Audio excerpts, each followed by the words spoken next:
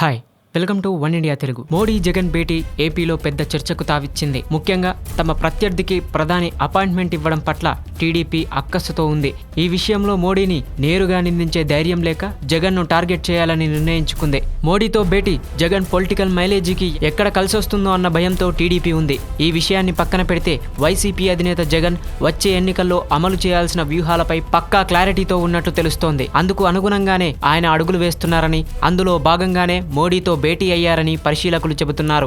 వచ్చే ఎన్నికల్లో పార్టీ తరపున గెలుపు గుర్రాలను బరిలో దించడం కోసం జగన్ ఇప్పటి నుంచే కసరత్తులు మొదలుపెట్టారు. ఇందుకోసం ఆయన ఓ అంతర్గత సర్వే కూడా నిర్వహించినట్లు తెలుస్తోంది. ప్రస్తుతం సెట్టింగ్ స్థానాల్లో ఉన్న అభ్యర్థులు, వారి విజయావకాశాలు, ద్వితీయ శ్రేణి నాయకులు, వారి విజయావకాశాలపై జగన్ ఫోకస్ పెట్టినట్లు సమాచారం. సర్వేకు సంబంధించిన రిపోర్ట్లో కొంత భాగం ఇప్పటికే జగన్ కు అందినట్లు చెబుతున్నారు. నియోజకవర్గాల వారీగా పార్టీలో బలమైన నాయకులను గుర్తించేందుకు జగన్ ఈ సర్వే చేయించారు. రిపోర్టుల ఆధారంగా వచ్చే ఎన్నికల్లో ఆయన అభ్యర్థులను ఖరారు చేసే అవకాశం ఉంది.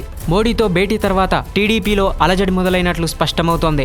అమెరికా పర్యటన తర్వాత ఢిల్లీ ఎయిర్పోర్టులో దిగిన సీఎం చంద్రబాబు 6 గంటల పాటు అదృశ్యమవడం వెనుక కూడా ఇదే కారణం ఉండవచ్చని పరిశీలకులు భావిస్తున్నారు. మోడీతో భేటీకి జగన్ ఏ అంశాలు ప్రస్తావించారన్న అంశాలను తెలుసుకునేందుకే ఢిల్లీలో ఆ 6 గంటలు చంద్రబాబు రహస్యంగా పలువురితో భేటీ అయినట్లు చెబుతున్నారు. Thanks for watching one India Telugu. Like it, share it. For more updates please subscribe.